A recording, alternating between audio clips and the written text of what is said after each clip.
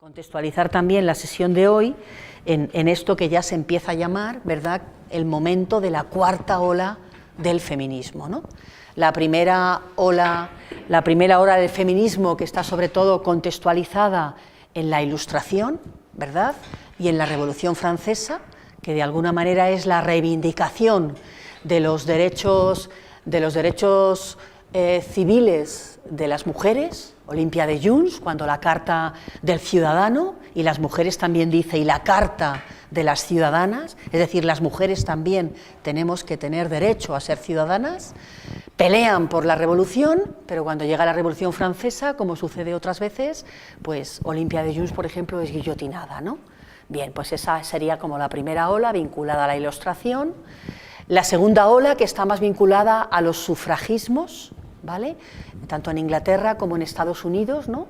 En Estados Unidos con la Carta de Seneca Falls, con Elizabeth Cady Stanton, autora junto con otras de la Biblia de las mujeres, que lo que viene a poner de manifiesto es que la religión es un motivo de alienación de las mujeres, pero también es un motivo de liberación, porque muchas de ellas eran cuáqueras, algunas de estas sufragistas, y que reivindican sobre todo la autonomía de las mujeres frente a los maridos, frente a los hijos, el derecho al trabajo y el derecho al sufragio, ¿no? Y también dentro de este contexto, pues el sufragismo inglés, mucho más belicoso en un sentido, porque fue mucho más duro, ¿verdad?, con Emily Pankhurst, por ejemplo, y es el derecho también al sufragio, ¿no? Y entraríamos ya en la tercera ola del feminismo, que es la más contemporánea, inicios del XX, hasta hace poco, esa tercera ola, en donde realmente son como sujetas, entre comillas, referenciales, Simone de Beauvoir y también Betty Friedan, ¿no?, con el malestar de las mujeres, ¿no? De alguna manera ahí se empieza a reivindicar la igualdad, el cambio de estructuras, el cambio de conciencia, y también que lo personal es político, que la lucha por la igualdad entre hombres y mujeres tiene que hacerse en los escenarios sociales y políticos, pero también en las propias vidas privadas de las mujeres. Y ahí entra todo el tema de la reivindicación del cuerpo, derechos reproductivos, etcétera, etcétera, ¿no? Al final de esa tercera ola, en torno a los años 80, es donde aparece también el sujeto mujeres se va haciendo más diverso y aparecen nuevas temáticas, y una de las temáticas que empieza a aparecer en estos feminismos es los cuidados como los trabajos invisibles de las mujeres, que es de lo que hoy vamos a hablar. Y ahora, ¿no?, ahora parece ser, en lo que andamos, ¿no?, es en que estamos siendo contemporáneas quizá de una cuarta ola, vinculada a algo de lo que Silvia es bastante experta, no solo por su generación, sino por su sensibilidad, que tiene que ver con el ciberfeminismo, ¿no?, una movilización global de las mujeres en el mundo a través del ciberfeminismo, y sobre todo porque hoy no se puede entender la liberación de las mujeres si no es no solo desde el género, sino desde la raza y desde la clase social, ¿no?, esa transversalidad en las luchas feministas, ¿no?, y también esa deconstrucción del sujeto mujeres. Hoy, por ejemplo, los nuevos feminismos en esta cuarta ola también están reflexionando, pero realmente qué significa ser mujer, ¿no?, qué es ser mujer, ¿no? Y ahí es donde estamos con nuevas teorías feministas como la teoría queer y tal. Hago este pasaje simplemente por contextualizar el tema que hoy abordamos, porque el tema que hoy abordamos es un tema polémico, porque para muchas compañeras feministas hablar de los cuidados es referirnos a algo que nos ha hecho mucho mal, que era la ética de los cuidados. La ética de los cuidados es una corriente filosófico-moral que de alguna manera venía a decir que los hombres, la ética de los hombres estaba más relacionada con la ética de la justicia, era más racional y más objetiva, y las mujeres, lo propio de las mujeres era más bien la ética de los cuidados. Con lo cual se nos volvía, ¿verdad?, volvíamos a una nueva división sexual, a unas atribuciones de género y tal, como que las mujeres seguíamos siendo las expertas en cuidado, ¿no? Cuando en esta sesión, y Lucía, por supuesto, hablamos de cuidados, no estamos hablando de ética de los cuidados, Estamos hablando de los cuidados como un valor universal que ha de ser reapropiado por los varones, porque a las mujeres se nos ha asignado como un mandato de género y necesitamos liberarnos de ese mandato de manera que los cuidados sean un valor universal para toda la humanidad, ¿no? Entonces quiero aclarar esto porque seguro que hay compañeras aquí de tradiciones feministas que si estáis haríamos un debate, porque esto es un debate dentro del feminismo, ¿no? Bueno, contextualizado esto, ¿vale? Contextualizado esto, me parece que puede ser interesante que nos conectemos con la huelga del 8M, ¿vale? Ahora que estamos en el post-8M, porque esta huelga tenía muchas novedades, pero una de ellas era que era también una huelga de cuidados. Y quizá para partir de la pregunta, ¿por qué es importante, por qué ha sido importante y por qué creemos que es importante una huelga de cuidados? ¿Por qué se ha insistido tanto en esta huelga, en el tema de la huelga de cuidados, ¿no? ¿Qué puede haber detrás de esto? Entonces, si os parece, ponemos este vídeo.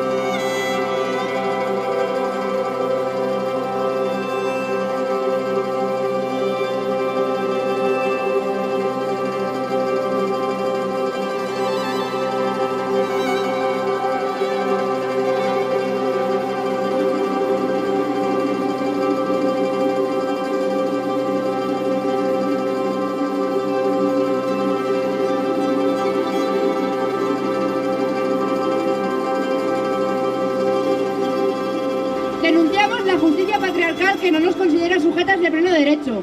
Exigimos plena igualdad de derechos y condiciones de vida y la total aceptación de nuestra diversidad. Nos queremos vivas, nos queremos libres, feministas, combativas y rebeldes. ¡Huelga feminista! ¡Huelga! ¡Huelga! ¡Huelga feminista! ¡Huelga! ¡Huelga! ¡Huelga feminista! ¡Huelga! ¡Huelga!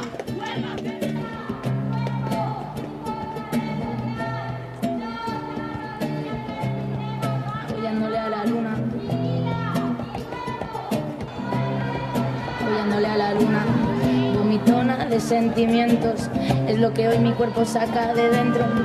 Reviento de tanto lamento al ver cómo a niñas les falta alimento, cuerpos mutilados por la cultura del patriarcado, sin pensar el hombre lo que nos ha quitado. Brujas sanadoras, valientes provocadoras, rompiendo los esquemas que sustentan el sistema. Manos arriba, esto es un atraco, que me den lo que en siglos me quitaron.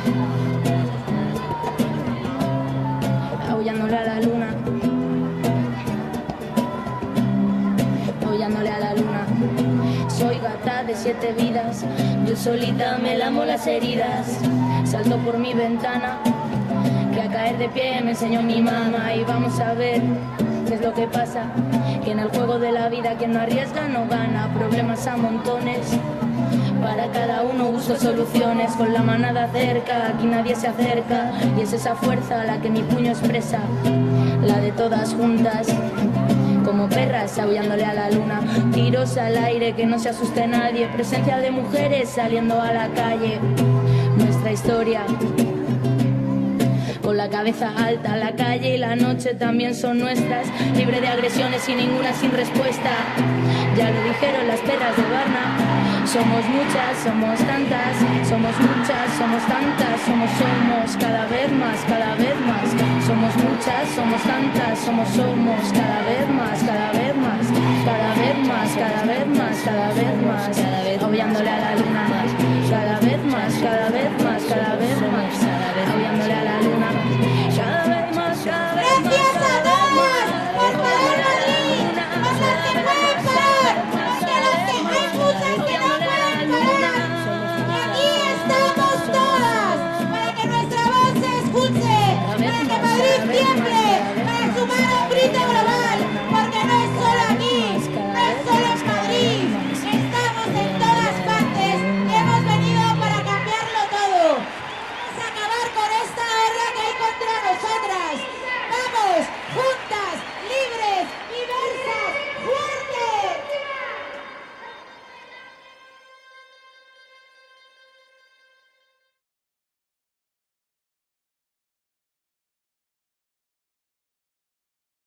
La huelga, cuando dice vamos a cambiar esta guerra contra las mujeres, a alguna gente le puede parecer muy fuerte, pero yo os recomiendo que leáis a Rita Segato, que un poco analiza este momento del capitalismo neoliberal como un momento en el que las mujeres se han vuelto altamente peligrosas, y de ahí los feminicidios. Por ejemplo, sabéis que en el mes de marzo han matado a 4 activistas de derechos humanos y LGTB, en Ecuador, por supuesto en Brasil, ¿no? Lo digo porque la activista de Brasil era Insigne, ¿no? Otra compañera ecuatoriana, otra mexicana, 4 mujeres en 15 días en el mes de marzo comprometidas con los derechos humanos, con los derechos de la tierra y LGTB, ¿no? Entonces, esto de esta guerra contra las mujeres se refiere esto, ¿no? A la magnitud del feminicidio. Pero lo que yo quería, sí, para empezar a compartir, antes de hacer mi explicación o mi planteamiento, era ¿por qué creéis que en el planteamiento de esta huelga se ha hecho tanto esfuerzo en los cuidados, en la huelga de cuidados y de consumo, ¿no? Sabéis a lo que me refiero con la huelga de cuidado todas, ¿no? La invitación al delantal, etcétera, etcétera, ¿no? Por supuesto, a la incorporación de muchas trabajadoras domésticas organizadas en esta huelga, aunque hayan trabajado, han colgado su delantal, han atendido llamadas telefónicas de la radio. ¿Por qué creéis? La economía se hunde. Ajá. Y porque tenemos una importante lucha dentro de nuestras casas y nuestras familias. Ahí es donde se está gestando, yo creo, donde nos lo jugamos, ¿no? Si nuestros compañeros, nuestros maridos, nuestros esposos, nuestros hijos no se unen a esa igualdad, esto está perdido. Entonces yo creo que va por ahí. Fundamental ambas, ¿no? Porque la familia, la pareja, es el laboratorio también de la liberación de las mujeres. Es donde, en lo privado, es donde se gestan muchas cosas, ¿no? Por eso cuando las feministas decimos que lo personal es político, estamos diciendo que hay que resignificar lo privado como un escenario de transformación social, ¿no? Y también, no cabe duda, como decías tú, por la economía. Porque, como dicen las compañeras de Territorio Doméstico, porque sin nosotras no se mueve el mundo. No solo el mundo visible, que es el mundo de la economía, de la producción, sino el mundo invisible, que es los cuidados, que es a lo que vamos a entrar, que es el mundo de la economía de la reproducción, que está en manos de las mujeres que lo hacemos no remuneradamente, por vínculos afectivos, desde esa manera también en que hemos sido socializadas en el amor, un amor que muchas veces no nos libera, ¿verdad? Que también vamos a hablar un poquito de esto, y también de las profesionales del cuidado, que son las trabajadoras del hogar, las cuidadoras, y que también por eso, porque los cuidados son un trabajo invisible, históricamente devaluado y feminizado, por eso están siempre en situaciones de precariedad y sobreexplotación, ¿no? Pues un poquito de esto es de lo que vamos a hablar hoy. Yo voy a hacer una exposición para luego plantear unas preguntas, como suele ser nuestro modo.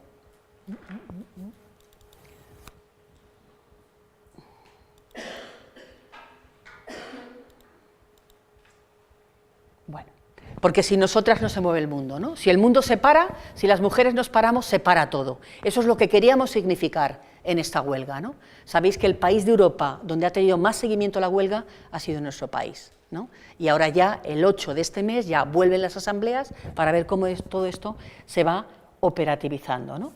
Bien, pues ahí es donde estamos, cuarta ola del feminismo.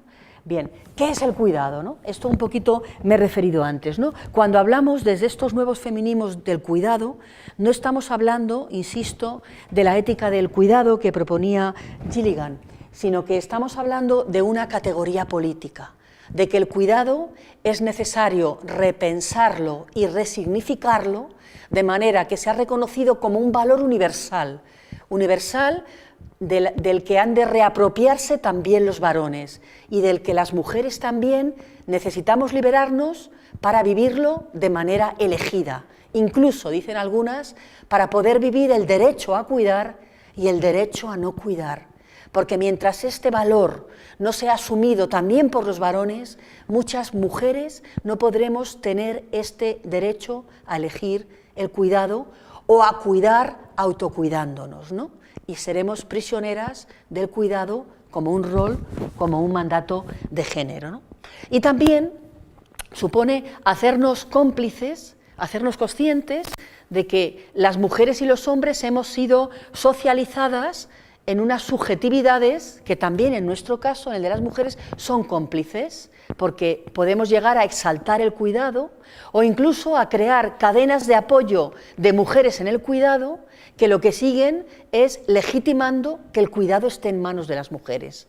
Hablar de los cuidados desde una perspectiva feminista y política transformadora es de alguna manera, dicho entre comillas, no se me ocurre otra palabra mejor, a lo mejor charlando a todas se nos ocurre alguna palabra mejor, pero es desfeminizar el cuidado. El cuidado no es una cuestión de las mujeres, así ha sido históricamente. El cuidado es una cuestión de la humanidad, es un valor de la humanidad, como la justicia, como la reflexión, como el liderazgo, como el pensamiento crítico, ¿no? Un poco desde ahí, ¿no? Mientras los cuidados sigan en manos de las mujeres, como ha sido históricamente, seguirán invisibilizados y devaluados, porque desgraciadamente, eso también lo sabemos, en el esquema patriarcal, todo lo que se feminiza se devalúa, y eso es terrible, ¿verdad? Lo vemos también con las profesiones, ¿no? Pues bien, hay un libro que también os recomiendo, que se llama Los cuidados, trincheras permanentes de la vida, de Carolina León, una mujer joven, muy interesante, separada con 2 hijos, que escribió una tesis y de ahí este libro en un momento muy duro de su vida y que reflexiona políticamente sobre los cuidados, ¿no? Ya vemos que esta imagen en sí es provocadora, ¿eh? Porque lo de llevar tú al niño, ¿verdad?, compañero revolucionario, como que no, ¿verdad? Como que a mí me toca ser revolucionaria y cuidadora, ¿no? Bien, como que no lo ves, ¿no? Pues bien, voy a partir también en esta reflexión de 2 hechos. Una es la reflexión de Carolina y otra es un hecho que viví hace unos meses en una manifestación, pero que me parece también sumamente elocuente, ¿no? Era una manifestación de apoyo a los refugiados donde la primera parte pues iban las grandes ONGs, iba mucha gente, ¿no? Y un pequeño grupo de inmigrantes en la pancarta. Luego había una segunda parte de la manifestación que iban colectivos más precarios, manteros y lateros y tal, y luego en medio, como haciendo puente, había algunas mujeres activistas, y una de las que iba era una mujer que tiene un hijo en crianza, ¿no? Un chavalillo pequeñito que estaba constantemente jugando entre la policía y la manifestación, ¿no? Pero de repente el niño tiene hambre, ¿no? Y entonces la madre le coge y le intenta enganchar para nutrirle, ¿no? Y entonces, claro, al intentar hacerlo, el ejercicio de la madre y quienes íbamos con la madre y el niño va poco a poco bloqueando la manifestación de atrás y empieza como a desordenarse la parte de atrás de la manifestación, ¿no? La madre se pone un poco nerviosa y el niño también, porque ella quiere intentar compaginar la marcha de la mani y el acto del amamantamiento, ¿no? Y entonces hay un desajuste ahí, como si dijéramos entre el cuidado que reclama el niño, la necesidad de la madre de atender ese cuidado y la marcha activista, ¿no? Hasta que de repente un chico africano, el Babu, se para y dice: coño, pararse, que ese niño tiene hambre, ¿no? Se para la mani, la mujer amamanta a su niño y luego al ratito recuperamos la marcha y seguimos en la marcha, ¿no? Pues bien, ese gesto, ¿no? Ese gesto yo creo que es un gesto que puede significar esto, ¿no? cómo vivir, cómo organizarnos, dándole prioridad al cuidado, ¿no? A los cuidados, a la sostenibilidad de la vida, cómo poner en el medio de nuestras organizaciones, de nuestra iglesia, de nuestra sociedad, cómo poner en el medio el cuidado, especialmente el cuidado de las personas más vulnerables y de nuestra propia vulnerabilidad, y no el lucro, no el capital, que es lo que hace nuestro sistema, no la eficacia, etcétera, etcétera, ¿no? Cómo poner en el centro de la economía, de la teología, de la espiritualidad, el cuidado y liberarnos, ¿verdad?, de la presión que frente a esto hace el capital o la defensa del status quo, ¿no? Algo que este chico mantero rápidamente captó, ¿no? Lo primero es la necesidad de este chavalillo pequeño, ¿no? Bien, y el segundo partir de sí, como digo, lo tomo de Carolina León, de este libro maravilloso, ¿no?, que lo que hace ella es estudiar la relación que hay entre políticas y cuidados justo en la época dura de la crisis. Se acerca a muchos espacios sociales militantes donde la gente ha podido sobrevivir a esta crisis justo porque había cuidado. Y se acerca a analizarlo, a cómo se cuidaba y a cómo también eran los roles en ese cuidado, ¿no? Y parte también de una serie de preguntas, ¿no? Por ejemplo, bueno, parte, por ejemplo, de estas preguntas, ¿no? ¿Quién hace política, teología, economía, filosofía? ¿Para qué y para quiénes? ¿Quién cuida? ¿Por qué se ve una cosa y no la otra? ¿Por qué unos objetos son tan visibles y otros tampoco? ¿Podemos decir que es política solo lo que se ve? Cuando realmente lo que cambia también la historia y la vida muchas veces está en los terrenos más materiales de la vida, y en esos terrenos más materiales tienen que ver con los cuidados, y estamos las mujeres. ¿Qué sucede con lo que no se muestra? ¿Y por qué no se muestra, ¿no? Por esto que está en la base de la vida y que sostiene la vida.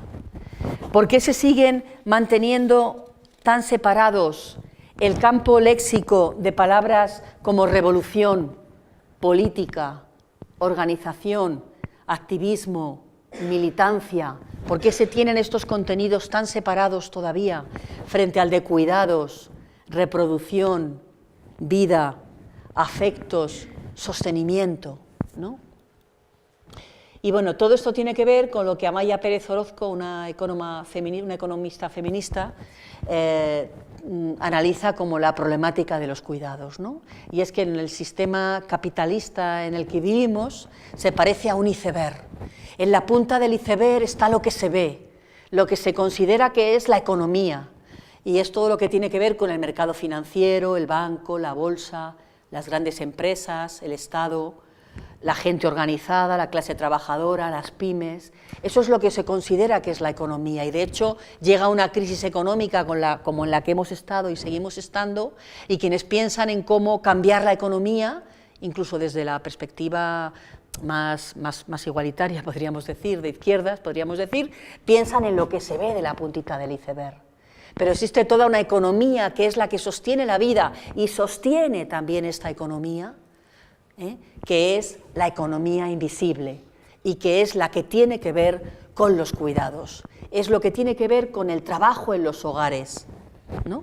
Ya lo hagamos desde los vínculos familiares o desde el trabajo asalariado en los hogares, ¿no? Todo lo que tiene que ver con la reproducción, con el cuidado de los mayores, de los hijos, de ir planchados al trabajo, de ir comidos, de ir también satisfechos, entre comillas, o satisfechas afectivamente, ¿no?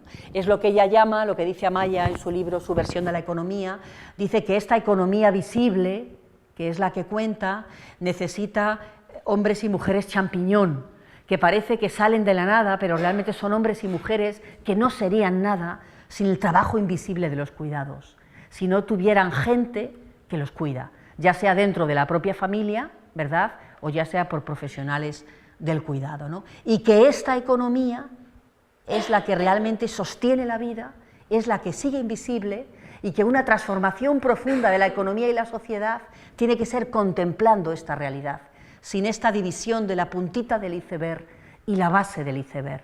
Y que como cada familia gestiona sus cuidados no puede solo ser un tema íntimo ni familiar, sino que es también un aspecto público, social y político, porque mientras no lo sea, la resolución de estas problemáticas siempre quedará prisionera en la clase, en el estatus, es decir, siempre quedará en manos de las mujeres más empobrecidas, ya sean migrantes o autóctonas, y siempre también quedará en el tema de la racialización, lo que hoy llamamos las cadenas globales de cuidados, que es que siempre, en cualquier lugar del mundo, una mujer con una situación de empobrecimiento sabrá que, por ejemplo, a través de un flujo migratorio podrá encontrar trabajo en ese nicho laboral, siempre un trabajo explotado e invisible, y a su vez ella tendrá que dejar los propios cuidados de los suyos en manos de otra persona en esas condiciones, en base también a una jerarquización de clase. Esto es lo que se llaman las cadenas globales de cuidado, que son cadenas de explotación de las mujeres, mientras que los cuidados no se repiensen, se reorganicen y se vivan de manera pública y también desde una política del género, no sean asumidos también por los hombres. Es lo que a veces en las manifestaciones, las que estamos en estos grupos, decimos que los hombres y el Estado se ocupen de los cuidados, porque si no también caerán en manos de las empresas abusivas y sobreexplotación de la mano de obra invisible femenina, ¿no? Esto es lo que está debajo de todo esto, ¿no? Lo que se ve, lo público, lo productivo, el mercado, lo visible, y lo que no se ve, que es esa economía que sostiene la vida, que es la de los cuidados. Desde esta perspectiva también, las teóricas de la economía feminista dicen que tenemos una gran deuda de cuidados. La deuda de cuidados es todo aquello que una persona no hace, que una persona que no está en situación de dependencia, delega en otro en vez de asumir su propia responsabilidad en el cuidado. Y entonces ellas dicen que igual que hay una deuda norte-sur económica o una deuda ecológica, existe una deuda de cuidados que hemos de reivindicar y subsanar de los hombres hacia las mujeres y de los hombres y las mujeres del norte hacia las mujeres del sur, ¿no? Eso es lo que se llama la deuda de cuidados. Esta situación tiene que ver con lo que llamamos la crisis de los cuidados, una crisis que afecta a todo el mundo capitalista, porque como los cuidados están en la base del iceberg y son invisibles, cuando las mujeres hemos ido accediendo a las esferas más visibles, como puede ser el trabajo fuera de casa, el trabajo que se reconoce, y como cuando las mujeres hemos hecho esto al no ser asumido por los estados ni por los varones, ese vacío ha tenido que ser ocupado nuevamente por otras mujeres que siguen reproduciendo esa cadena de cuidados y que muchas veces desde esa cadena no se sale de las condiciones de empobrecimiento y de precariedad. La crisis de los cuidados. Mientras esto no sea abordado por políticas sociales y por políticas también de género, por políticas educativas claras, desde una transformación profunda de los mandatos de género, desde una fractura de estos mandatos de género que nos dice a las mujeres lo que tenemos que hacer y a los hombres lo que tienen que hacer, ¿no? Desde ahí, mientras esta crisis de los cuidados no se resuelva, la crisis de la economía no se resolverá, ¿no? Nos dicen estas teóricas, ¿no? Bueno, esto que he hablado, cadenas globales de cuidado, deudas de cuidados. Esto se concreta, por ejemplo, en algo que ya sabemos, que hemos leído muchas veces, que es que el trabajo no remunerado en España equivale al 53% del Producto Interior Bruto. Es decir, que las mujeres generamos riqueza, pero que la riqueza que generamos muchas veces no nos saca de nuestra situación de aislamiento y de empobrecimiento, ¿no? Y aquí hay unos gráficos interesantes que revelan que en algo nuestras sociedades están cambiando, en algo, sobre todo cuando el paro entra en una familia, ¿verdad? Los hombres asumen más el trabajo de cuidados, ¿vale? Pero cuando no es así, cuando el hombre está empleado y la mujer desempleada, es la mujer la que desarrolla al máximo estos trabajos de cuidados. Cuando el hombre y la mujer están desempleados, más o menos hay un desarrollo similar. Cuando la mujer está empleada, y el hombre desempleado. Cuando ambos están empleados, lo que ya sabemos también, las mujeres terceras y cuartas jornadas, y cuando ambos están desempleados, exactamente igual, ¿no? Las mujeres siguen identificadas exclusivamente con los cuidados, ¿no? Entonces esto nos lleva, ¿no?, como dice también Lucía Ramón en lo que habéis leído, nos lleva a algo que es fundamental para el cambio en las relaciones de género, para el cambio en la economía y para el cambio también en las iglesias. Si os acordáis, este año la ATE, animando a la huelga, lo que mandaba era un delantal, y decía, para que el delantal circule entre todas y todos, que no lo tengamos siempre puesto, porque para eso nuestra divinidad, nuestro Dios, es un Dios con delantal, ¿vale? Pero eso es para todos, para todos y todas, ¿no? Pues bien, de ahí la propuesta del feminismo en este punto, de que es urgente pasar de la ciudadanía, de los derechos de los y las ciudadanas y ciudadanos, a la cuidadanía. La cuidadanía es una palabra que nace por error en un centro ocupado feminista, que van a poner ciudadanía y se equivocan, y ponen cuidadanía, pero a partir de ahí hacen la reflexión y dicen, no, esto queremos hablar que el derecho al cuidado y la responsabilidad del cuidado tiene que ser para hombres y para mujeres, y por lo tanto hay que revolucionar los cuidados. Es decir, un sistema de relaciones y de reorganización social que ponga en el centro la sostenibilidad de la vida y el cuidado como una categoría sin la cual la vida no es posible, porque todos los seres humanos somos vulnerables, y reconocer esto supone reconocer el derecho al cuidado y la responsabilidad con el cuidado de todos y todas, ¿no? Lo que dicen estos colectivos supone reconocer la sostenibilidad de la vida, ¿no? Y gente como Amaya Pérez Orozco lo que pregunta es, ¿y qué es la sostenibilidad de la vida desde la lógica feminista, ¿no? Y aquí es donde dice algo muy interesante que os voy a leer, ¿no? Dice que realmente es condiciones de posibilidad de vida que merezcan la pena ser vividas, que todas las personas y especialmente las mujeres tengamos vidas que merezcan la pena ser vividas. ¿Por qué? Porque el ideal que se nos vende, patriarcal y capitalista, no nos satisface a las mujeres, ¿no? Primero, porque el ideal de vida que se nos ofrece escinde, divide vida y naturaleza, ¿verdad? Toda la crisis ecológica. Segundo, porque este ideal de vida, al ser patriarcal, identifica los valores de la masculinidad como los valores que las mujeres tenemos que reaprender y que vivir. Y eso tampoco nos hace felices, ¿no? Y tercero, porque impone un sueño que es mentira, y es que somos autosuficientes, ¿no? Que no necesitamos cuidado, ¿no? Y esto también es una gran mentira, ¿no? Niega la vulnerabilidad constitutiva del ser humano. Y desde esa vulnerabilidad es donde necesitamos también desarrollar otros aspectos en nuestras relaciones y en nuestra vida, ¿no? Por eso la reivindicación de la cuidadanía supone educar y reconocer que el cuidado es la esencia de lo humano. Y por lo tanto, a mí no se me ocurre otra palabra mejor, a lo mejor dialogando sí se nos ocurre, y por lo tanto desfeminizarlo. Lo que quiero poner yo ahí, la carga con esta palabra es eso, es soltarlo de las manos de las mujeres, que sea una propiedad colectiva de los hombres y las mujeres. Y para ello, las mujeres necesitamos soltarlo. A veces incluso generar un vacío, porque solo cuando se genera un vacío, como en la huelga de mujeres, nos damos cuenta que es valioso. Y ahí también nosotras tenemos que hacer grandísimos desaprendizajes, y los hombres también grandísimos desaprendizajes y aprendizajes, ¿no?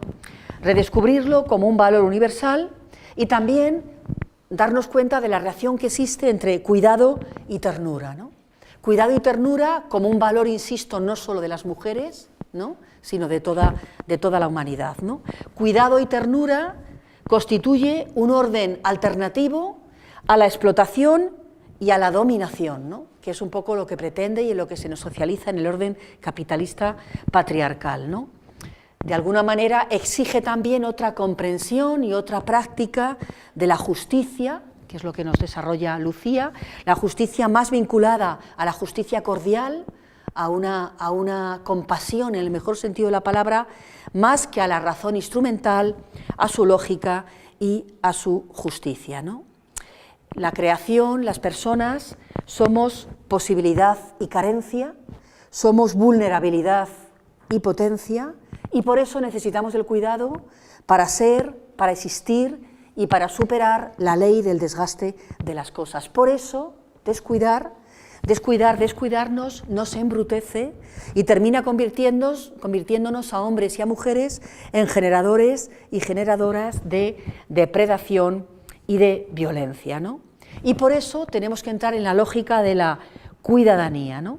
Más allá de un modelo de ciudadanía que sigue siendo un modelo que se nos impone, aunque seamos mujeres o aunque no fuéramos blancas, que se impone también a las no blancas, un modelo que es blanco, que es varón, que es con pasta, que es burgués, que es propietario, y de una división sexual del trabajo que de alguna manera dice quién tiene que cuidar, quién no tiene que cuidar, quién tiene derecho al autocuidado y quién no tiene derecho al autocuidado, ¿no? De alguna manera desmontar estos aprendizajes, estos mandatos de género a través de la educación, a través de la teología, a través de la espiritualidad, desde una clave que es muy perversa, y es que como se nos ha educado a las mujeres en esto, es en el, nosotros hacemos así en un teatro que hacemos algunas compañeras, en el todo por amor, ¿no? Esa mitología del amor romántico que no tiene que ver nada con el amor cristiano, ¿eh? No tiene que ver nada con el amor cristiano, ¿no? Porque como dice en Corintios 13, ¿no? ¿Cómo es? Dice, hay una parte que dice, el amor todo lo aguanta, que es la que más se lee en las iglesias, sobre todo en la liturgia de las bodas, ¿verdad? ¿Ve? Pero hay otra parte que casi nunca se proclama, que es el amor no, es que no me acuerdo, es el amor no, se indigna con la injusticia, no sé si utiliza la palabra, el amor no puede con la injusticia, ¿no? Fijaros qué diferencia en el mismo texto de matices, ¿no? Pues bien, este mito del amor romántico, que no es el amor de Jesús, ¿verdad? Porque el amor al prójimo va unido al amor a una misma, porque el reconocimiento de la dignidad de los otros y las otras tiene que ver con el reconocimiento de nuestra propia dignidad. Y todo esto que lo decimos y estamos convencidas de ello, en la práctica nos entra en contradicción con tanta creencia inoculada en nuestras conciencias desde una teología tan al servicio de la discriminación de las mujeres, ¿no? Entonces un poco la cuidadanía tiene que ver con todo esto, ¿no? Y todo esto genera también subjetividades cómplices, ¿no? Subjetividades cómplices en el sentido que podemos exaltar el sacrificio por amor, y esto sabemos también que genera mucho sufrimiento en las personas y especialmente en las mujeres, ¿no? Muchas mujeres atraviesan o atravesamos esta crisis, sobre todo a una edad en donde te das cuenta o donde otras mujeres se dan cuenta, ¿no? Y hay muchas mujeres de una generación en esto, en madre mía, con todo lo que he hecho por los otros y hay que ver.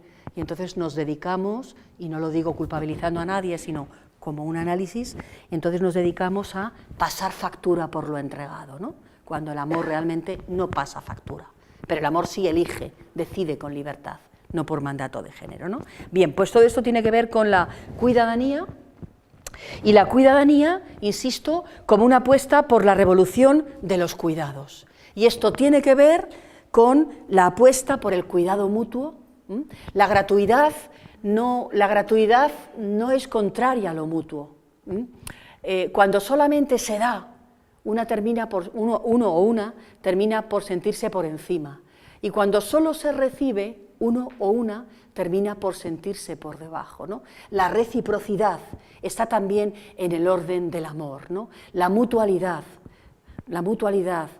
tiene que ver también con el encuentro, con la igualdad, con el reconocimiento de la dignidad, ¿no? Pues bien, este cuidado también, la aspiración a un cuidado mutuo, a un cuidado no jerárquico, a un cuidado sin privilegios y a un cuidado también en una perspectiva social y política, un cuidado que incluya el cuidado de los derechos sociales, el cuidado de la tierra, ¿no? Y esta revolución, como dice también otra gran teórica, ya mayor, pero en esta línea de nuevos feminismos, que a lo mejor la habéis oído en Madrid, ahora cuando estuvo, Silvia Federici, dice que esta cuidadanía pasa por politizar la vulnerabilidad. Somos vulnerables, pero la suma de nuestra vulnerabilidad, el reconocimiento de nuestra vulnerabilidad y la organización en cómo salimos al paso desde el apoyo mutuo frente a estas vulnerabilidades es política, dice ella. Politizar la vulnerabilidad. Es decir, si yo tengo un problema, por ejemplo, yo ahora ando con un tema de cuidados delicados, tengo un problema con el cuidado de mi tío, o de mi madre, o de mi primo, y mi vecina también, y otra mujer también, ¿cómo sacamos esta crisis de los cuidados del ámbito de lo privado? ¿Cómo lo sacamos a la calle? ¿Cómo lo visibilizamos públicamente? ¿Cómo nos organizamos para dar una respuesta colectiva y comunitaria a este momento de la vida, que es la vulnerabilidad por el que todos hemos de pasar y todas? No solo cómo exigimos políticas públicas, por supuesto, pero también cómo nos organizamos colectiva y comunitariamente para esto. Por supuesto para los mayores, pero también para las crianzas, ¿no? Hablábamos un día hoy, Silvia y yo, de las nuevas preguntas que nos hacen las mujeres jóvenes feministas sobre la crianza, sobre la maternidad, ¿no? Y la necesidad también de colectivizar esos procesos de crianza y de cuidado, ¿no? Porque mientras los cuidados se sigan realizando solo en el terreno de lo privado, estarán instalados, como he dicho antes, en el género y en la clase. Seguiremos reproduciendo las cadenas de explotación de las mujeres.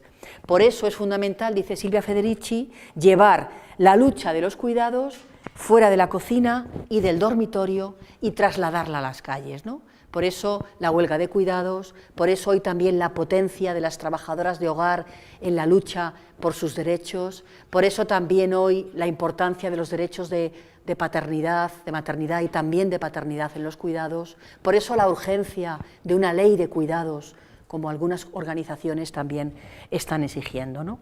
Dice también Silvia Federici que ningún movimiento se puede mantener si no hace del cuidado de quienes forman parte de él un eje central, que no podemos seguir viviendo de esa esquizofrenia de colectivos, ¿verdad?, colectivos activistas, pero que no se plantean el cuidado de las personas que los forman, ni de las personas que están asumiendo cuidados, ¿no? Esto que las mujeres también sabemos, ¿no?, o sabéis, cuando estáis de crianza o cuando tenemos cuidados de mayores, ¿no?, que de repente parece que tienes que dejar los ámbitos de compromiso, ¿no?, te toca replegarte hacia adentro, ¿no?, cuando esta necesidad de cuidados, ¿no?, tendría que ser abordada más colectivamente, ¿no? Y de ahí la necesidad de una política de cuidados, ¿no?, cómo hacer un asunto público de todo esto, ¿no? Pero esto, ¿vale?, que sería en el ámbito de lo social y la economía, tiene que ver entonces también con la teología y con la espiritualidad, porque esto afecta también a nuestras comunidades cristianas, a nuestras estructuras de la Iglesia, a nuestra vida eclesial, ¿no?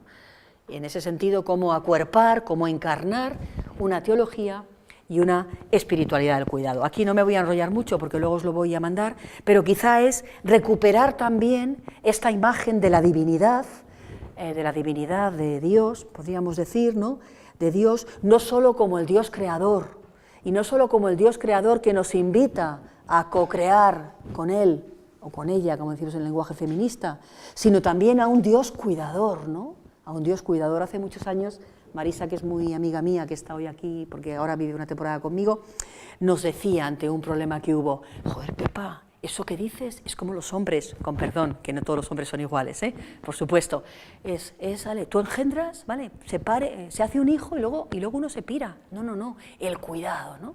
Pues bien, este derecho al cuidado, ¿no?, que no tiene que ver solo con el Dios creador, con el Dios que engendra, ¿no?, sino con el Dios que cuida, ¿no?, que se mantiene fiel ahí en el cuidado, ¿no? Pues cómo rescatar un poco desde ahí esa teología también del cuidado, cómo leer la Biblia desde esa clave, ¿no?, la historia de la salvación atravesada por esa iniciativa todo cuidadosa de Dios, que hay que rescatar también de un montón de libros de la Biblia, ¿no?, por supuesto de los Salmos, ¿no?, este Dios que cuida del pueblo como a la niña de sus ojos, que vela por las noches para que nadie caiga, ¿no?, este Dios también de los profetas, especialmente de Isaías, ¿no?,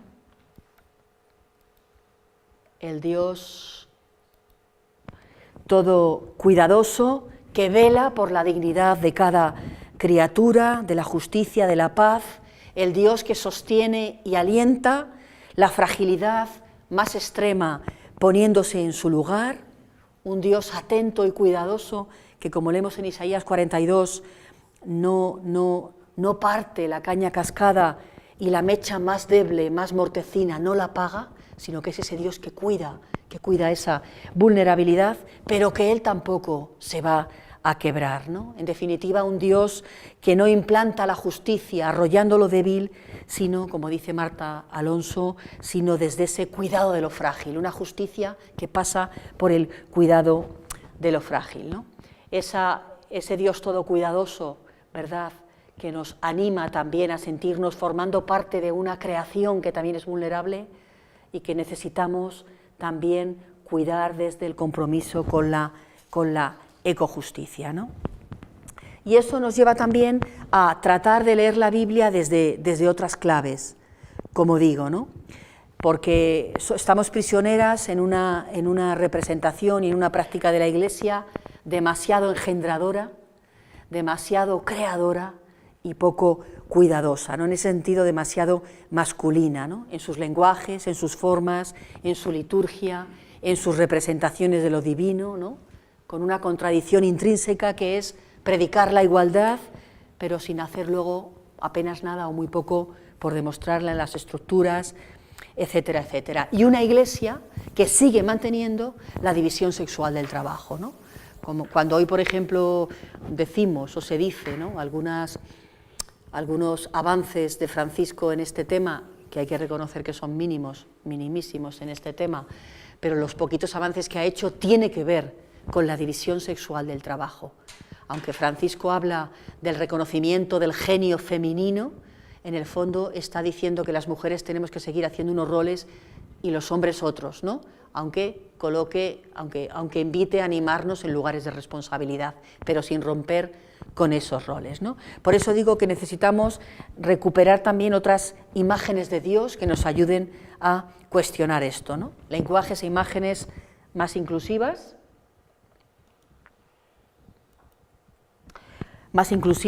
por ejemplo, esta imagen tan potente en Isaías de Dios como ese vientre portador, ¿no?, que da a luz la vida y que está ahí pendiente del embarazo, de esa vida nueva, esa madre nutricia, Dios como una madre que alimenta y que lleva el ritmo de su bebé en esa nutrición, en el Salmo 34:9, también en Isaías, esa fidelidad también maternal que va al paso de su hijo, ¿verdad?, o de su hija, esa imagen tan bellísima y tan poco conocida de Cristo como el pezón de Dios, que es además del Santo Padre San Ireneo y que nunca nos la han contado en clase y que es bellísima. Fijaros qué respeto y qué dignidad los de los pechos de las mujeres si esto hubiera sido más socializado en la Iglesia. Cristo el pezón de Dios. ¿Por qué?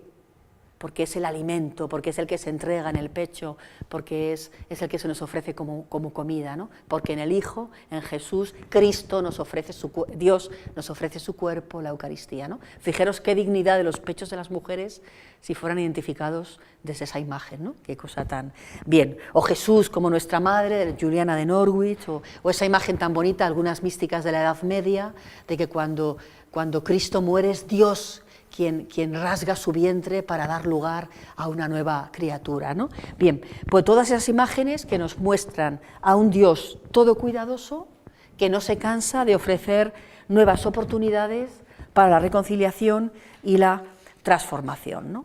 Y esto aplicado también, cómo no, a la creación, ¿no?, al cuidado de la tierra, de la comunidad cósmica, ¿no? Esto nos llevaría también a reconocer el cuidado como esa relación amorosa con nosotras mismas, con nosotros mismos, con la realidad, con cada ser de la creación, a investirla de afecto y a relacionarnos con la vida desde esa razón no instrumental, sino cordial, compasiva, desde la inteligencia sentiente, que diría también Zubiri, y a reconocer la prioridad del ser sobre la eficacia, sobre el ser útil, ¿no?, con todo lo que esto cuestionaría también en nuestro sistema capitalista patriarcal, ¿no? Y hacernos juntos esta pregunta, ¿no? ¿Cómo gestionar que somos interdependientes, que estamos en relación? ¿Cómo gestionar esto, pero en términos de reciprocidad y no de explotación o desigualdad? Es decir, que esto nos llevaría también a romper, a ir cuestionando pues todos los privilegios también en este tema del cuidado, ¿no? ¿Quién cuida? ¿Quién tiene derecho a cuidar, a ser cuidado, y quién es el que cuida, ¿no? Bien, pues desde ahí también podemos decir que que la sensibilidad de los cuidados, en el caso de las mujeres, ¿verdad?, pasa en primer lugar por el autocuidado, ¿no? Porque, claro, si oímos todo esto, podemos quedarnos otra vez con la exaltación del cuidado, ¿no? Pero entender el cuidado de esta perspectiva es hacernos conscientes que las mujeres que siempre hemos cuidado y que seguimos haciendo, nuestra primera opción tendría que ser también por el autocuidado, por la responsabilidad con una misma, con nuestros deseos más hondos, con el cultivo de nuestros propios talentos. ¿Y por qué? No porque seamos narcisistas, sino porque para el sistema patriarcal las mujeres seguimos siendo la mitad de alguien, aunque hayamos hecho algunas quiebras en esto, pero yo creo que seguimos siendo esto, luego lo hablamos, seguimos siendo seres reconocidos como seres complementarios, no como seres en nosotras mismas, como seres auxiliares y como vidas siempre en función de otros, ¿no? Por eso es fundamental ahí el reconocimiento del propio cuidado, de las propias necesidades, de la propia dignidad, ¿no? Por eso el cuidado, desde una perspectiva liberadora para las mujeres, podríamos decir que rompe con aquello que decía Bonhoeffer, ¿no?, de la proexistencia de Jesús, del ser para otros. Quizá desde esta perspectiva las mujeres lo que tenemos que aprender, ¿verdad?, desde esta dignidad que nos da el Evangelio es al ser con otros y con otras, no tanto ser para otras, porque la antropología en la que estamos fuertemente enraizadas es en ese ser para otros, ser para otras, ¿no? Ser con otros, ser con otras, ¿no? Ser personas con los demás y desde ahí también reivindicar la reciprocidad y la mutualidad en las relaciones entre hombres y mujeres, como algo que está pendiente muchas veces en la familia, por supuesto, en nuestras sociedades y en las iglesias, ¿no? Y en ese sentido, y con esto ya sí que termino, pues tenemos que volver también ahí como al Evangelio, ¿no? Tenemos que volver a la fuente de lo que son los encuentros liberadores de las mujeres con Jesús, ¿no? ¿Qué es lo que pasa ahí, no? Por ejemplo, un texto muy provocador en esto, ¿no? Volver a Sicar, ¿no? Volver a Sicar, que Sicar es un lugar cotidiano y es un lugar de cuidado, ¿no? ¿Qué es lo que sucede en Sicar, ¿no? Ese encuentro en un lugar de cuidado, donde Jesús de Nazaret, un hombre, un varón, se encuentra a pie de igualdad, podríamos decir, en esa conversación con una mujer a la que reconoce interlocutora para temas nada privados, sino para temas públicos, para temas religiosos, ¿verdad? Esa dignidad en ese encuentro, ese reconocimiento, ¿no? De manera que ese lugar cotidiano y de cuidado, como es un pozo, se convierte en un lugar político, es resignificado como un lugar de cambio social y de cambio de la propia persona, porque ahí en ese encuentro, en esa relación, se da una fractura de género, una fractura de mandatos de género, porque Jesús se relaciona con esta mujer rompiendo esos mandatos y esta mujer también acepta ese desafío en un proceso de romperlos. Y también, ¿verdad?, una fractura de alguna manera de religión, lo que supone un judío y una samaritana, y también por la nueva conciencia y el empoderamiento de esta mujer samaritana en aquel encuentro, ¿no? Es decir, la necesidad también de resignificar los lugares privados como lugares de transformación y como lugares políticos, que es lo que viene a significar los cuidados, ¿no? Que cambiar la organización social de los cuidados en el ámbito de la familia, en el ámbito eclesial, en el ámbito laboral, en el ámbito político, es estar cambiando los fundamentos también de la sociedad, ¿no? Por ahí iría un poquito esta reflexión. Y si os parece, las lanzo así, ¿no? Primero, si los cuidados están valorados en nuestra sociedad y en nuestra iglesia, y si lo están, de qué manera y por qué creemos, ¿no? Segundo es cómo podríamos avanzar en la sociedad y en la iglesia, en una sociedad y una iglesia en la que el cuidado estuviera en el centro, y no la rentabilidad, el dinero, la eficacia me refiero a la eficacia instrumental, ¿no? Y tercero, ¿qué tenemos que aprender y desaprender los hombres y las mujeres para que el cuidado sea realmente un valor que está en el centro, ¿no? Para liberarlo de las manos de las mujeres y para que sea realmente elegido por los hombres y las mujeres, ¿no? Si queréis, pensamos un poquito y dialogamos por ahí, o algo que queramos comentar, ¿no? Toda esta reflexión de los cuidados que tiene que ver con la organización social, eclesial.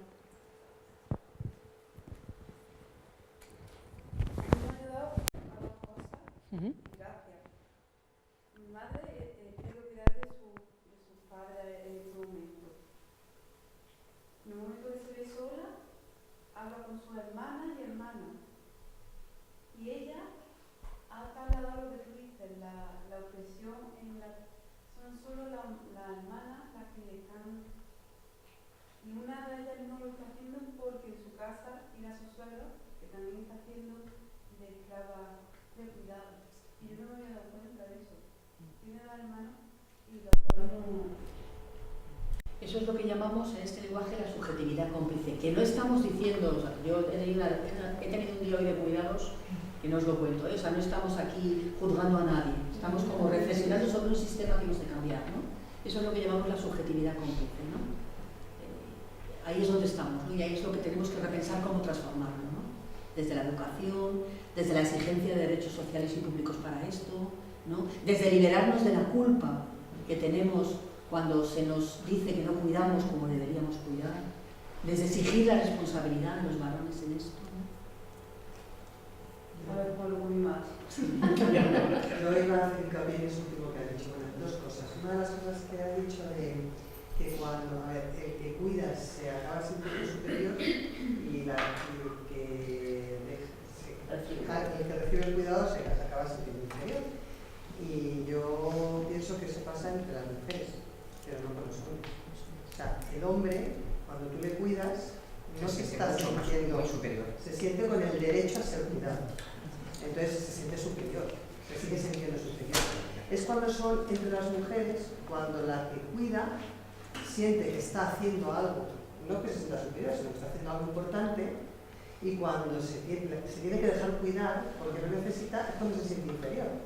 Y fíjate, esto es la que no nada, ¿no? Bueno, ¿cuánto tiempo llevo cuidando a mi hija? 22 años. Pues ahora la tocaba a ella, yo no podía hacer nada. Me sentía fatal. O sea, y eres tú una persona que estás en estos ambientes, que tienes esta educación, que lo tienes claro, que a ella la has educado o la has intentado educar en esta historia, pero tú te sientes inferior, te sientes mal. Porque en ese momento se dan cambio a las tornas. Y eres tú, joder, estoy quitando el tiempo de estudiar. Yo siempre decía, y acaba la reflexión diciendo, ¿y el tiempo que yo me he quitado de otras cosas para cuidar a ella? No, o sea, no porque tenga que haber eso que decías, ¿no? Sino en ese sentido, cuando lo has dicho, he dicho, bueno, depende de con quién, ¿no? Y luego en desaprender y en aprender, yo creo que una de las principales cosas que tenemos que hacer las mujeres es desaprender el tema de la culpa. Porque a lo mejor racionalmente sí que tenemos claro que los cuidados deben ser compartidos. Racionalmente estamos en una generación que hemos estado en esta lucha y tal, y sí que lo tenemos claro. Pero, el sentimiento de culpa de el niño estará llorando durante más tiempo y estará siendo más nervioso porque yo no le he dado todo el tiempo que él necesitaba tal, y no te preguntas si se lo da el padre. No en mi caso, pero a nivel general. Entonces, ese sentimiento de culpa yo creo que hace muy difícil que la inmensa mayoría de las mujeres hagamos ese desaprendimiento de esa aprendizaje. Para hacer eso, ¿no? Porque eso la culpa siempre la lleva encima, y en la culpa porque no llegas, la culpa porque te van a decir de ti si tú no lo cuidas, la culpa porque, si es que si estoy trabajando y la madre tiene Alzheimer y no puedo cuidarla, la tengo que llevar a la residencia y tienes tú la culpa. O sea, la culpa la sientes tú, no el resto, ¿no? Que te van a ayudar, ¿no? A mí me parece que eso es muy importante. Muy importante porque también, de alguna manera, lo que se ha exaltado en nosotras somos buenas porque cuidamos, ¿no? Es la exaltación del cuidado casi como nuestra esencia, ¿no? Entonces, cuando una mujer esto lo quiere cuestionar, lo quiere poner en circulación, ¿no? Cuando una siente también la propia rabia muchas veces de que eso se le impone, ¿no? Y ya no hablo solo de cuidados a padres o a hijos, sino los mismos roles en la iglesia, ¿no? Cuando las mujeres cuidamos y nos ocupamos de que los afectos funcionen en la iglesia, todo va fenomenal. Pero cuando las mujeres decidimos que no queremos cuidar eso, sino que solo tiene que cuidar toda la gente del grupo, y queremos otra serie de roles, como predicar, como liderar, como tal, ahí es donde empezamos a ser malas mujeres muchas veces, ¿no? O sea, es la identificación del cuidado como la esencia de la mujer, ¿no? Y los hombres, muchos de ellos, o sea, desde el sistema me refiero, súper tranquilos, ¿no? Como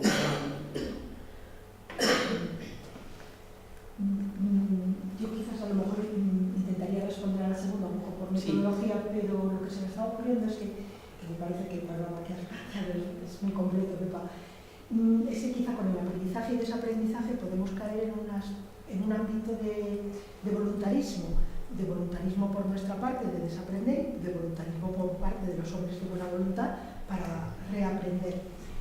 Sin embargo, a mí me parece que hay algunos elementos que tienen que ser muy trabajados desde los comienzos, desde la educación, desde la sensibilidad y demás. Porque a mí me parece que en el tema de cuidado, y ahí pongo en común que yo también he tenido una experiencia de 2 tías de 91 años que están siendo cuidadas, no directamente por nosotros, para no tener hijos, sí por ciertos sobrinos, pero realmente los cuidados sobre quienes están recayendo es, en el caso de una, en las personas que la cuidan en una residencia, y en el caso de otra, en las personas que la cuidan en su casa. Pero nosotros estamos acompañando ese proceso, intentando cuidar también a las cuidadoras y todo eso.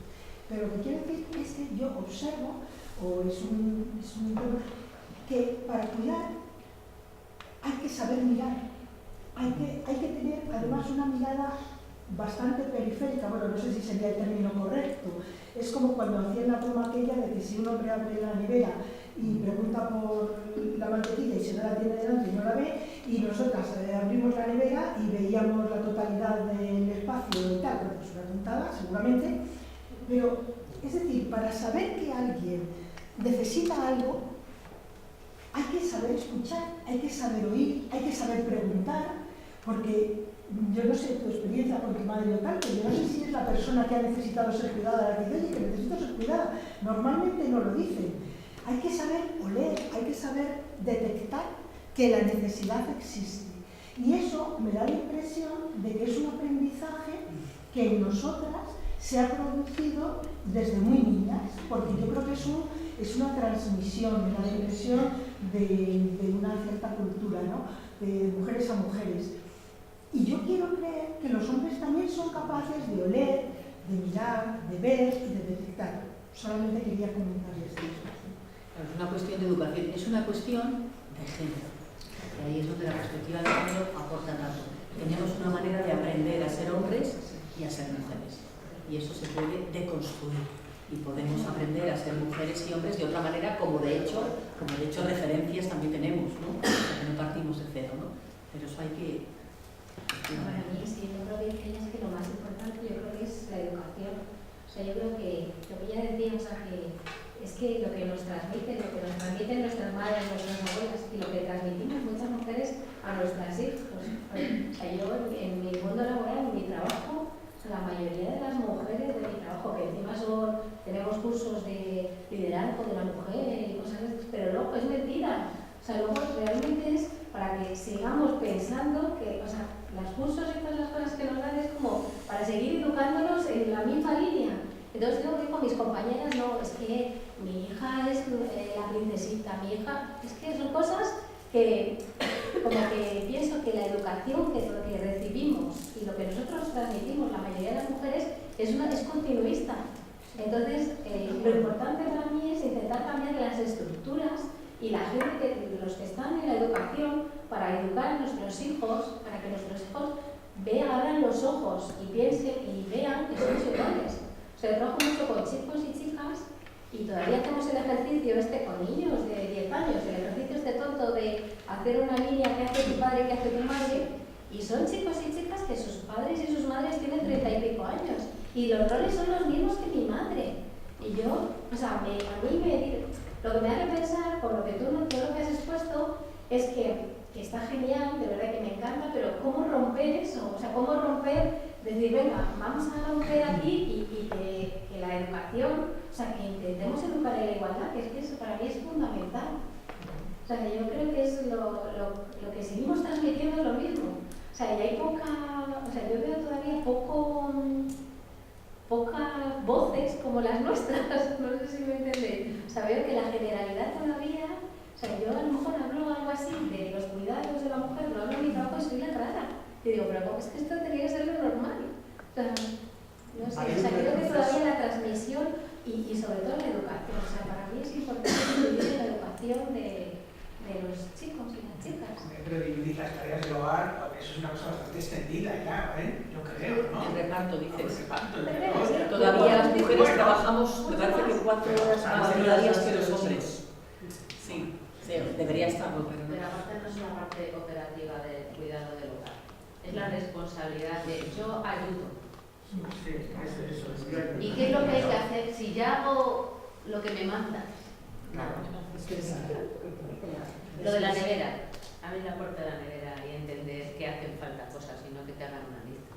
O sea, tiene que ver con ese cambio para mí de visión. O sea, y en el mundo laboral es que el tema de las políticas, cómo avanzar en el tema económico, en el tema de ese tipo, tiene que ser un cambio tan radical que hay que pedir de las estructuras, o sea, porque ahora mismo las asesoras que tienen las mujeres que están en crianza, fundamentalmente las que están en crianza, está limitadísimo a los horarios.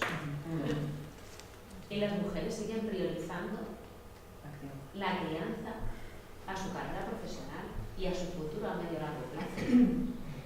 Y lo que su carrera profesional puede significar, y las mujeres siguen renunciando a su educativamente, por lo que han recibido, por lo que se han inculturado, por lo que sea. Entonces, es muy difícil que tengan acceso a otras cosas porque siempre van a priorizar la crianza. Y no puedo hacer esto porque el horario del cole, el horario de no sé qué. Entonces, por eso digo que la revolución tiene que ser de tal manera que desde las estructuras públicas y las políticas públicas cambie todo el sistema organizativo. Todo el sistema organizativo de políticas. Educativo, sanitario. No puede ser que los médicos siempre sean en el horario laboral y que las madres sigan siendo las que piden los permisos para llevar a los niños al cole. Porque no se fían de que los papás se enteren de lo que los médicos dicen. Entonces las empresas van a seguir castigando a las mujeres. Y las nuevas generaciones van a seguir haciendo lo mismo. Y los roles que estamos, como decía Marisa, repitiendo es que ahora nuestras hijas, bueno, en este caso vuestras hijas, fundamentalmente retrasen maternidades, obvio, los accesos al mundo laboral sean limitados, los perfiles profesionales a los que acceden sean limitados y las empresas van a seguir machacando, aunque sea inconstitucional, o a preguntar si primero estás en edad fértil, si tienes pareja, si piensas ser madre. O sea, ya tienen otra manera de saber no contratarte. En una de las encuestas, en una entrevista le hicieron la pregunta tal cual. O sea, esto parece que ya es... Es que tal cual. Pero tienen otra forma de hacerlo. O sea, y eso sigue siendo un lastre para que realmente estemos en igualdad, porque esto es una cuestión económica. O sea, o atacamos por el lado económico o las estructuras van a seguir manteniéndolo igual. Entonces, si las mujeres no son imprescindibles también en el mundo económico visible, porque podemos ser las dueñas del invisible, perfecto, pero no nos permite maniobrar ni conseguir ninguna gran cosa, quitando la satisfacción personal, que es importantísima, y eso es sagrada. O sea, tenemos que ser felices nosotras con el papel y nuestra opción de vida que queramos hacer. Pero a nivel general y económico, o conseguimos ser imprescindibles en el mundo profesional, o vamos a seguir importando o sea, y no cambiaremos estructuras. Es un poco lo que ha pasado en la gestión de esta crisis. Es decir, de esta crisis estamos como estamos porque miles de mujeres han vuelto a los hogares. Porque en los recortes en dependencia y en políticas sociales, y cuando hay recortes en políticas sociales, las más afectadas somos las mujeres volvemos a casa, ¿no? Por eso, porque donde realmente somos prescindibles en la punta del iceberg, pero somos imprescindibles en la base del iceberg desde ese esquema perverso, ¿no? Pues totalmente, ahora mismo que hay un repunte de la actividad económica, macro. los puestos de trabajo, los niveles de desempleo de las mujeres seguimos estando otra vez por encima en el desempleo que los varones. En cuanto hay actividad económica, las mujeres siguen siendo las más desempleadas. O sea, ya está, volvemos otra vez a lo mismo, a depender de...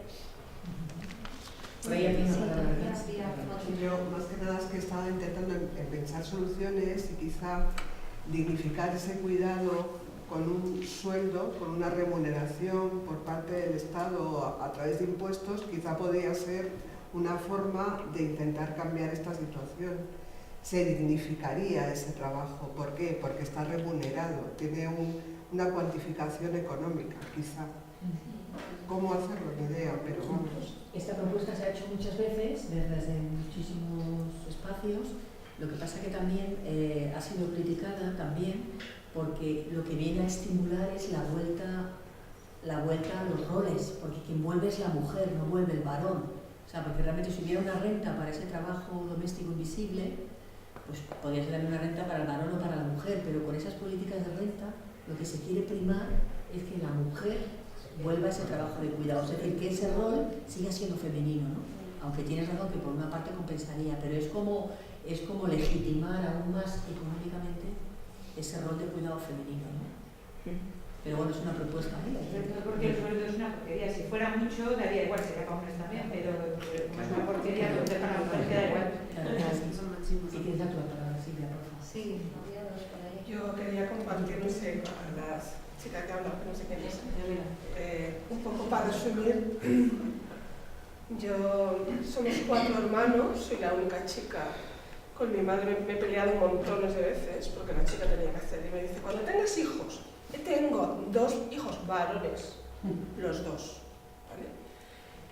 Hay que aprender, yo he tenido que aprender a decir, mamá, mi marido se separó, luego falleció, me cuida a mis padres, a mi suegro, bueno. Quiero decirte que yo tuve que aprender a decir a mi hijo, mamá, a partir de tal hora no puede estar, se encuentra mal. Que nos cuesta mucho y es muy difícil. El mayor tiene 30 y el pequeño, bueno, que ya no es pequeño, tiene 26. Actualmente el de 30, por eso era un poco contigo, vive en Lovaina, que está cerquita de Bruselas, ¿vale? Está casado y tiene un bebé de 1 año.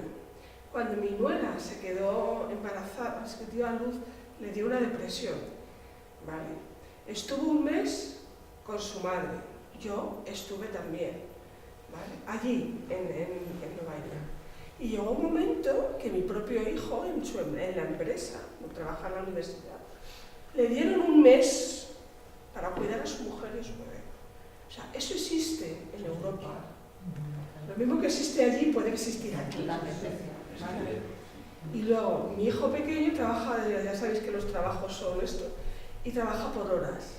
A mí soy la envidia de todas mis compañeras de trabajo y de mucha gente, de las vecinas y demás. Si mi hijo trabaja 3 horas al día, que yo quisiera que fueran más, yo me levanto temprano y me voy a trabajar, porque por narices, mi hijo me deja la casa recogida, la comida hecha, y me parece normal. Pero todos te dicen, ¡qué suerte, coño, qué suerte! Desde pequeñitos hay que limpiar. Aunque me guarraran, que luego tendría que repasar, pero nos cuesta a nosotros las primeras. Entonces, es posible desde casa eso, y desde arriba los gobiernos, hay gobiernos que lo hacen. Ya está. Sí, bueno, era un poco aquí la intervención de la compañía de atrás, lo que decía. Como decía, hay medidas que parece que son solamente económicas, las medidas económicas o solo legales fracasan, es decir, tiene que haber un movimiento social. En esta propuesta que se hacía un poco, yo lo he pensado muchas veces, es decir, no tanto un sueldo, porque al final creo que no avanzaríamos, pero sí el que la persona que en ese núcleo familiar esté activa laboralmente, que cotice por 2. Es decir, hay cosas que se pueden hacer, se puede cotizar por 2, eso se dividiría entre 2, no sé si compensaría a la larga, es decir, en enfermedades, estamos hablando de pensiones, como en las pensiones sí que se nota, es decir, las pensiones de viudedad que son de vergüenza, es decir, cuando no se reconoce el trabajo, y hablamos de las mismas vidas de las que hablan los evangelios, es decir, están prácticamente en la misma situación, es decir, yo creo hay vueltas de tuerca, cómo llamar al ministerio de familia, no familia y bienestar, es familia y trabajo, es decir, cómo se nombran las cosas es lo que importan las cosas, es decir, los movimientos tienen que ir por otro lado, y yo creo que esto que decís, que lo decía la compañera, lo que se hace en casa y demás, es lo que también mueve, es lo que luego acompaña, es decir, por mucho que se alarguen los permisos de paternidad, los de maternidad, es decir, no vale, pues son obligatorios, es decir, y tampoco prestan los nuestros, es decir, que bastante miseria son 4 meses de permiso como para encima tener que decir, no, pues lo dividimos, pues menuda miseria, es decir, vamos a hablar de medidas que de verdad fomenten y creen, y efectivamente, para eso tiene que haber un movimiento social, como se ha demostrado el 8M, y voluntad política. Y cambio de conciencia, ¿no? Sí, sí, sí, el trabajo personal, con grupo, por lo que preguntabas tú también. ¿Qué crees, chico? Mira, decirte, Pepa, que me surgían muchas ideas. Primero, que creo que no es que seamos cuidadoras, es como multicuidadoras, porque es una faceta muy amplia de cuidados y claro, es un entrenamiento, como decías por aquí, a estar en una alerta casi continua de, pues eso, de que todo esté preparado al día y de que todo el mundo esté atendido. Entonces, está tan arraigado que es muy difícil de cambiar. Lo que decías tú vienes de cuidar y yo muchas veces digo un discurso y luego al final es que mínimamente he podido cambiar el discurso mío personal porque es que he tenido que hacer no sé cuánto porque nadie lo ha hecho por mí. Lo que decías tú del vacío es lo que veo yo más difícil. Porque como queda en el ámbito privado de lo doméstico y nadie te ve, no hay una referencia, no hay una devolución. Y muchas veces en los cuidados, sobre todo de padres, pues como al final tú te plantes y no lo hagas, queda como el decir, ellos lo han hecho por mí, yo no se lo devuelvo, esa devolución, yo esto lo veo complicado. Y lo entiendo y lo comparto, pero veo que es muy complicado si no tienes la manera de compartirlo. Luego me viene una referencia, claro, en toda esta cadena de todos los cuidados y cómo afecta a la economía, pues yo conozco a varios casos de mujeres con sus padres, solteras o solas, por la razón que sea, que tienen sueldos precarios, porque además se tienen que ir a trabajar y necesitan que alguien se quede en casa con los padres. Con lo cual, a la persona que tienes en casa ni la contratas ni nada. Le das un mini sueldo que encima la has encontrado en la parroquia, que es donde tienen una bolsa de trabajo sumergida, que sí ayuda a los demás, pero la ayuda desde la precariedad. Y claro, es un cuestionamiento que dices... Claro, ¿qué le digo a los de la parroquia? Macho, no podéis seguir así, por favor, que es que no puede ser que estéis aceptando que esta señora pase 12 horas en una casa por 450 euros. Pero es verdad que la otra persona es que cobra 800 y es que encima malvive, cuidan. En fin, son historias que a mí por lo menos me remueven y me surgen. Y solo, como decía lo de que puede aportar el Evangelio, pues me parecía que el texto, releerlo, el texto de Marta y María, ¿no? Como a lo mejor la que cuida y la que deja un poco el vacío para decir, oye, yo que me voy a poner a escuchar, que yo también quiero saber de primera mano pues qué dice este Jesús, y pues me parecía interesante pues a lo mejor releerlo desde ese punto de vista. Yo quería aportar así al hilo de esto. Leí hace unos años ya un libro de una ministra noruega. Y ella, había vivido en sus propias carnes, como todas nosotras, ¿no? El cuidar a sus hijos, tener que dejar de trabajar un tiempo y tal, como cuando había vuelto sus compañeros varones habían ascendido, ¿no? Y entonces ella planteaba algo así como una especie de puntos, ¿no? Por cuidar, ¿no? Para poder igualarnos y no tener esa diferencia, ¿no? Entonces, no sé, a mí me pareció una cosa que era muy interesante para pensar y darle vueltas, porque digo, pues claro, no todo se limita a la economía y al pagar, ¿no? Sino que puede haber otras fórmulas para hacerlo, ¿no? De hecho, me acabas de recordar que hace poco una amiga mía se ha presentado a una entrevista de trabajo y tal, y entonces en su currículum detectaron un vacío, ¿no? Y le había preguntado qué había hecho en ese vacío. Claro, es el tiempo que ella estaba cuidando a sus padres, ¿no? O sea, que eso luego se visibiliza de una manera que no se valora.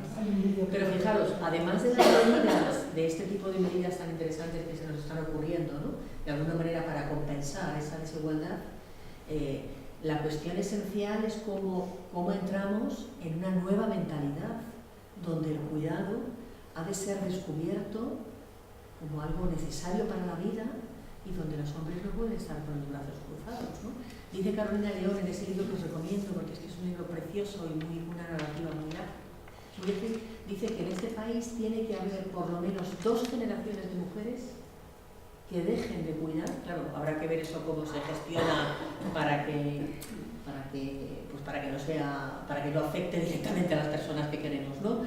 Pero tiene que haber 2 generaciones que dejen de cuidar, que en parte ya está pasando. Yo recuerdo hace muchos años una amiga mía que me dijo su madre: yo ya no voy a cuidar a mis nietos. Y efectivamente se han tenido que gestionar de otra manera, ¿no? Es decir, 2 generaciones que visibilicen ese vacío para que se vea que es fundamental, y ahí presionar desde diferentes ámbitos, porque habrá que encontrar una alternativa. Evidentemente no es fácil, por eso decimos que es una revolución, porque hay que cambiar de conciencia personal y hay que cambiar de estructuras, de medidas, de política social, ¿no? Pero la cuestión no es solo compensar el tiempo que cuidamos, sino cómo, podríamos decir, cómo desesencializar el cuidado en la vida de las mujeres, ¿no? Y esto llevado a la Iglesia, fijaros si tiene caña, tiene muchísima caña, porque las mujeres en la Iglesia seguimos siendo reconocidas como las grandes cuidadoras, ¿no? O sea, cuando dejas de cuidar, es como que de repente no tienes papel, pero hasta la teología, o sea, yo pienso que hasta en los puestos de mayor responsabilidad en una universidad, aunque sea rectora, ¿no? Si no cuidas, se espera siempre que cuidemos, ¿no?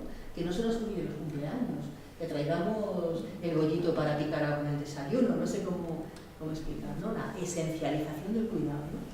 Cómo romper eso desde la educación, con otros modelos de referencia evangélicos, la recuperación de imágenes de mujeres de la Biblia desde ahí, otras narrativas, ¿no? Otras liturgias que expresen eso, ¿no? Y ahí yo siempre pienso que es muy difícil de hacerlo si no estamos en grupos de autoconciencia de mujeres, ¿no? Aunque luego estemos en grupos mixtos, ¿no? Pero a veces cuando estás en grupos de autoconciencia es donde se te devuelve pues, lo que estamos aquí contándonos, ¿no? Y ahí hay como un pendiente muy grande, ¿no? Sí, no, yo quería decir que yo, a pesar de lo que se ha dicho, yo sí que reivindico el paradigma del cuidado, ¿no?, frente a los otros. Me parece que es algo fundamental, ¿no?, el cambiar, el intentar una opción política, como tú decías, desde el cuidado, más que desde el poder o del triunfo, ¿no?, o tal, ¿no? Y entonces yo creo, 2 cosas. Por un lado, a mí me parece genial y fundamental que los hombres que hemos tenido la suerte de estar rodeados de mujeres que nos habéis obligado a cambiar y a bajar del machito, pues lo hemos podido disfrutar. Y eso hay que seguir haciéndolo, porque es que no es fácil. Quiero decir, que es mucho más cómodo que te hagas las cosas a tener que hacerlas. Entonces, pues eso, tenéis que seguir dándonos y tenéis que seguir, o sea, que eso es fundamental. Pero yo quisiera reivindicar como la segunda parte, ¿no? O sea, yo creo que los hombres que hemos tenido la suerte de haber estado rodeados de mujeres a nivel de familia y a nivel de profesión y de tal, de mujeres que nos habéis obligado a eso, hemos descubierto el gozo del cuidado, ¿no? Y el gozo de poder hacer las cosas de otra manera, y lo que nos hemos perdido, ¿no?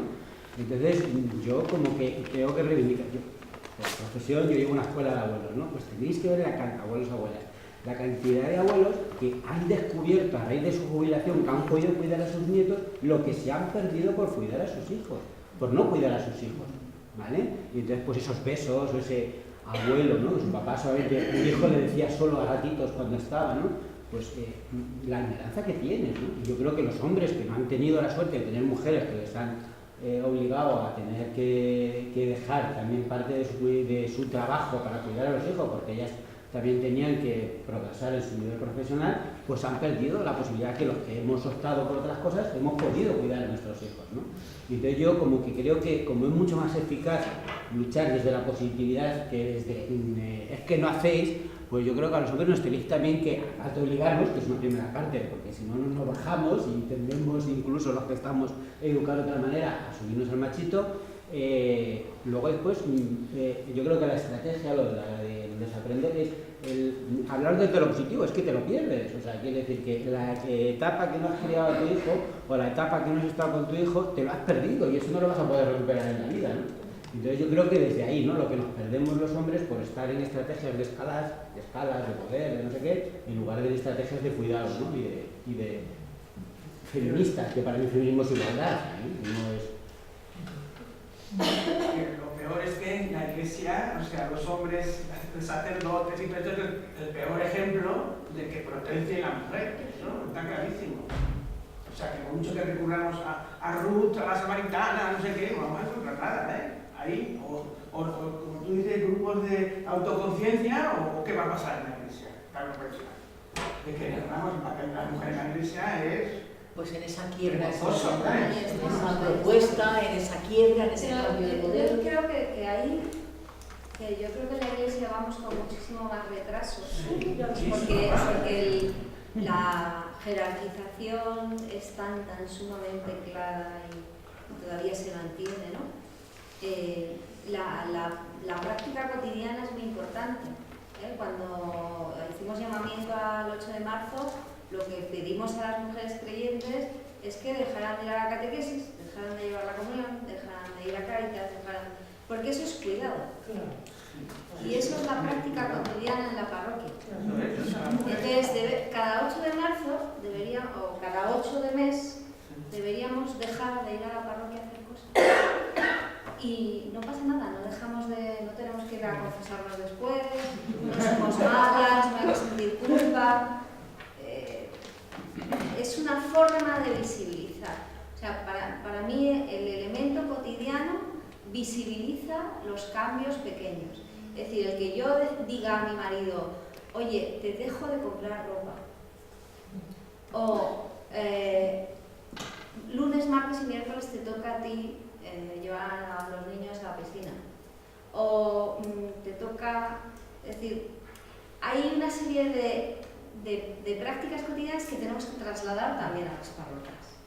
Oye, hoy no hago esto. Hoy no me voy a dedicar a hacer la celebración porque tú no puedes. No, vamos a repartir trabajo.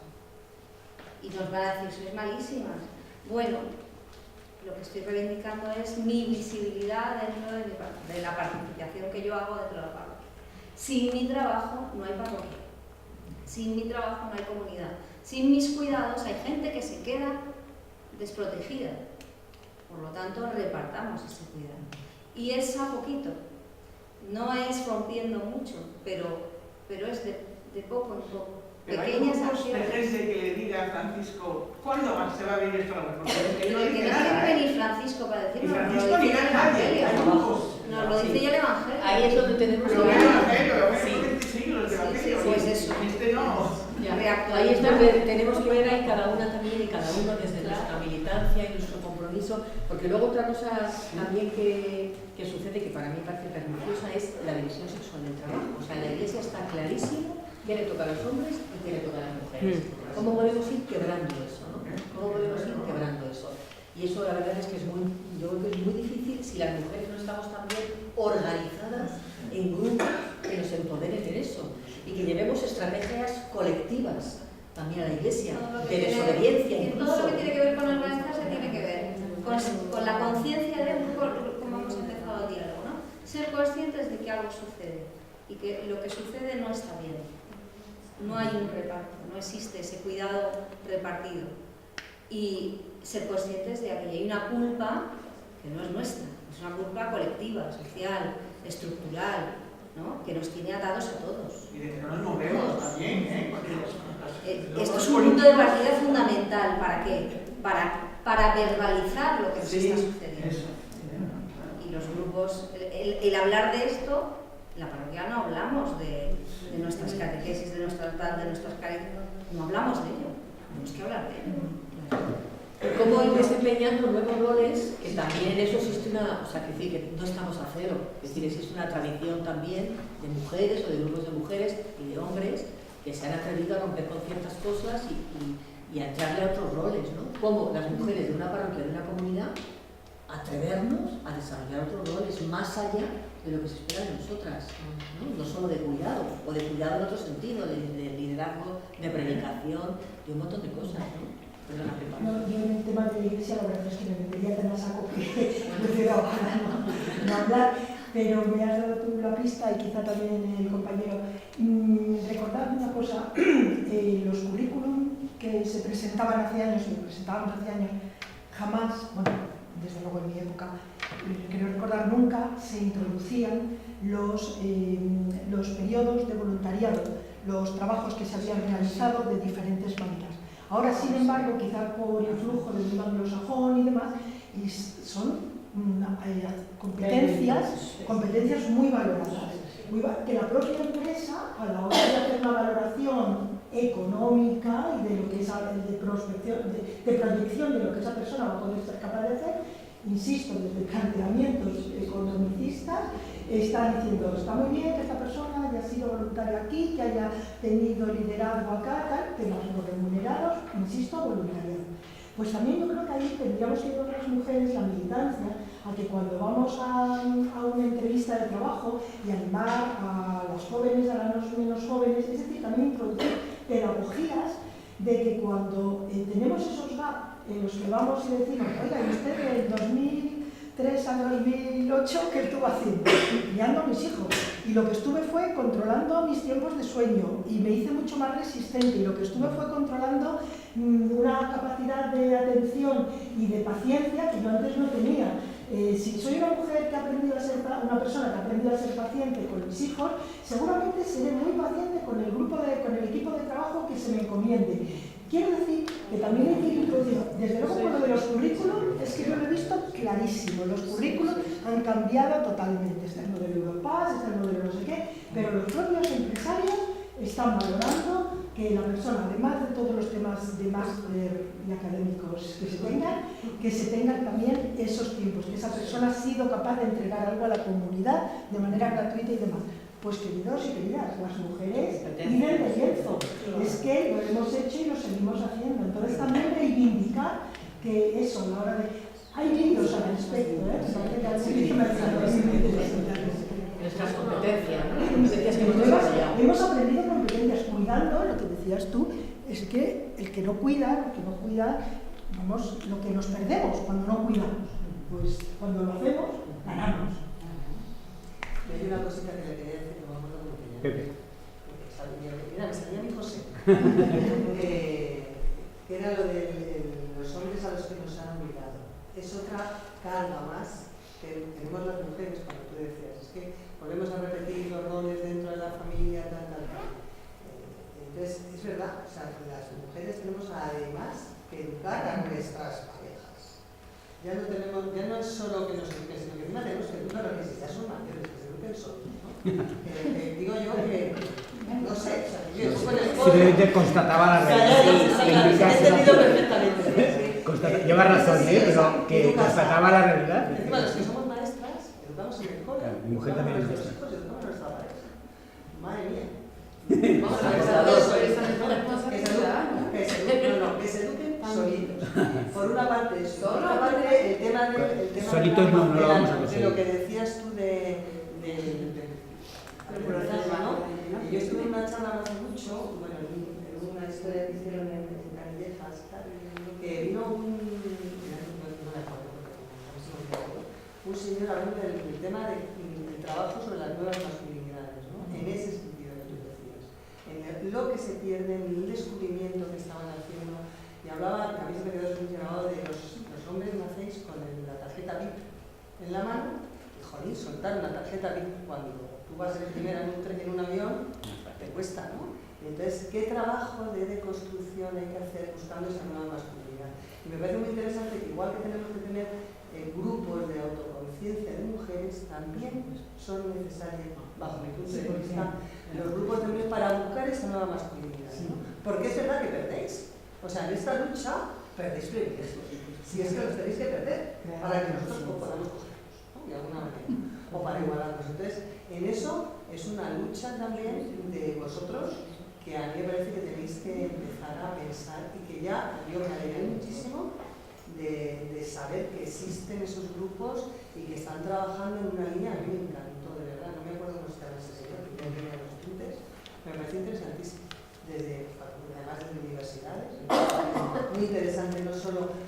educación, cuando nos llegan nuestros al cole, a los 3 años, ya es complicadísimo educarlos, por lo más seguro.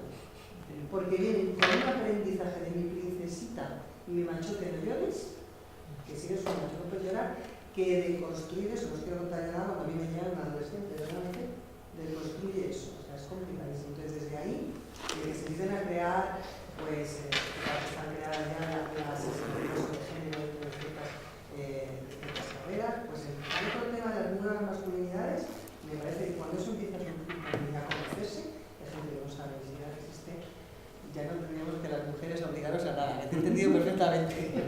De hecho, los hombres que están en esos espacios se nota que están en una reflexión. Bueno, pues esto no tiene conclusión. La conclusión es que eso es un camino abierto, que hay que echarle ahí a nivel estructural, a nivel también de cambio personal, y que algo de caminito había hecho, pero que nos queda mucho, ¿no? Y que tiene que ver con los feminismos, ¿no? Esto de los cuidados, no es una cosa sola de cortas para adentro. Otro día nos metemos para ellos, para el año que viene.